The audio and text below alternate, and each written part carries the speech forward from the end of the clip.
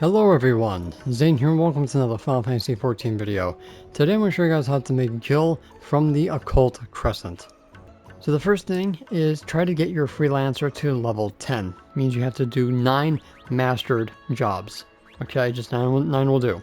The 10th one will come from its own level because it's level 1. This gives you treasure oversight. Allows you to see exactly what is in your instance. Now this is not time based. You actually have to do critical engagements, which will drop 1 bronze chest, and then silver takes a couple to get them going. Silver will always give you 3 prizes, while the bronze will always give you 1, and the loot table is basically almost the same, with a couple of caveats. So you'll find one pot fate up here, and the other one is going to be down here. There's a chance that the pot actually can give you 2 chests, but that's basically RNG. You get 30,000 for gold, 5,000 for silver, and 1,000 for bronze if you're doing the pot fates. Yes, they butchered and neutered that since Eureka gave 100,000, 50,000 I think it was a 25 for silver, and 10,000 for bronze, giving the bots another reason not to do the occult crescent. Okay, so I recorded myself getting some bronze chests, and that'll tell you exactly why you want to do the bronze chests more than anything else.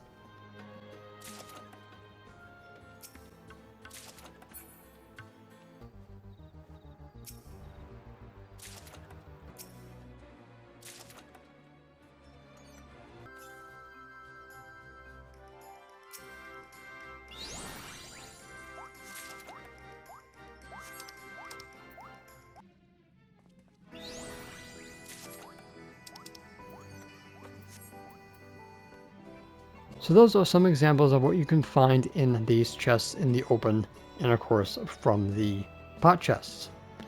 So, what you're ultimately going to be looking for are clear diamond materia 2s, which sell for 1,000 gil. There's no more elegant pieces, and no more clear diamond materia 3. It's just basically 2. The wiki now has drop rates for these now, so we have a 45.02% chance of these dropping from bronze chests only. There's nothing else, just bronze and bronze alone. The esoteric gold pieces go for 300,000 gil, and they have a 0.07% chance in bronze and a 0.70% chance in silver. And that is the random chests for that. The other thing that you can get is the shark mount, which is unfortunately dirt cheap, so you probably want to buy this if you can't get it yourself. The aether spun gold are basically for your upgrades for your +2 armor, and that has a 1.03% chance of dropping in bronze and 16.93% in silver random drops. All the emotes, hairstyles, minions, and fashion accessories are also dirt cheap, so if you have them already, just vendor them or give them to friends. The hairstyle, the new ones, absolute garbage on the market board. So use it for yourself, for your collection, or get rid of it. Simple as that. As for mounts, the only ones that they rehashed that are still worth it are Gabriel Mach 3 and the Dino or Raptor mount, which are going to go for a lot of gil still. This one has dropped from grace from millions of gil down to under a million, so if you do end up getting this, it's still worth it. So let's look up the drop rates for both of these. So the Gabriel Mach 3 has a 0.09% chance of dropping in bronze and 0.74% chance in silver. The Dino, which is definitely one that ticked me off when I found it here, has a 0.08% chance in bronze and a 0.86% in silver. I guess it's not really unfair because this is only dropped from the Del Riata, and nobody ever does that anymore. The Pyros mount is 0.12% in bronze and 1.22% in silver. The Hadados is 0.14% in bronze and 1.20% in silver. And that is going to be the open area chests. So the most expensive thing that you guys can get is the twirl emote. Now these are going to come from the pot fates and of course the bunny fates themselves. So from the bunny fate or bunny chest, you have a 5.72% chance of dropping that. Oh, no, that's the pot fate, sorry. You have a 1.88% chance of dropping that from the silver pot, and bronze doesn't give you that. The Happy Bunny chest, if you find one, has a 3.91% chance of dropping. The other items are going to be the fashion accessories, the black and white parasols. the embroidered. So this has a 3.81% chance of dropping from a gold bunny chest, and the white one is 4.12%. If you get a gold from the pot fate, it's 4.14% for black and 4.73 for the white one. So let's go over to the market board and my retainer. I'm going to show you guys exactly what I basically made most of my gil on. Alright, now let's check our retainers. So I just got lucky and I just sold the twirl emote for 3.7 mil. Some idiot undercut me by 500,000 gil, which kind of is funny because I was about to do that myself, but they ended up doing it for me, so we sold it for 3.7. So ultimately I had to pay in 300,000 in tax. So the other thing I sold is the Gabriel Mach 3, the Gubu Horn from Pyros, the white parasol sold, the other Gubu mount sold, the Dino sold back in the second, another white parasol, another Gabriel Mark III.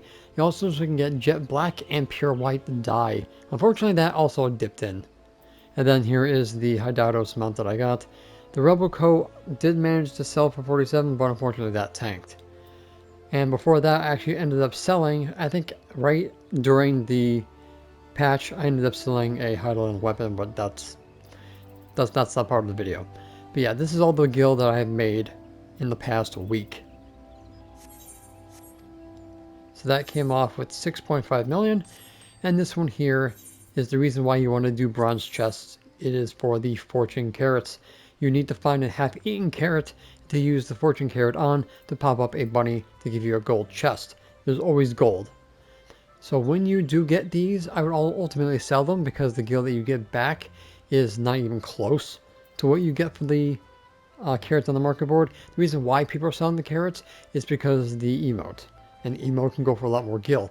But the chances of you getting a carrot by itself plus the emote itself is almost impossible. So that's why I say go for the carrots instead of using them yourself.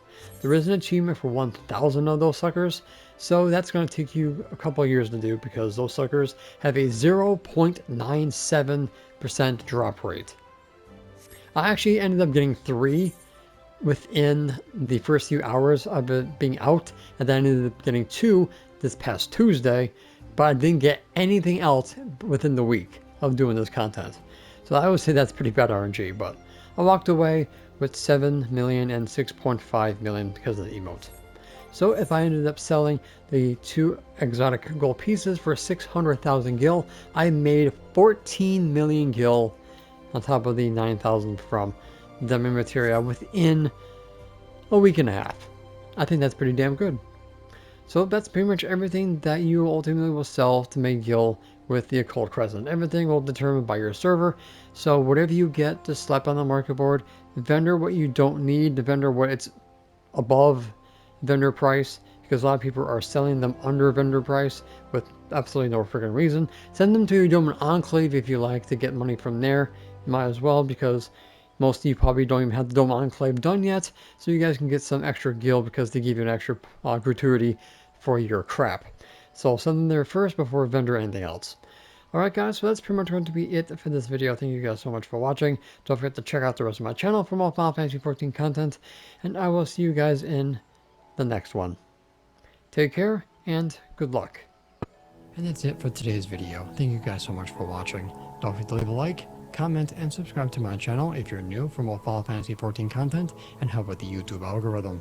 If you guys want to support my channel even further, consider becoming a YouTube member, Patreon supporter, or help me on Ko-Fi. The links for those will be in the description down below, as well as my Discord. And the extra special shout out to the members on screen. So until next time, if you ever walk in the glorious light of Lord Bahamut, and always remember to keep forging ahead.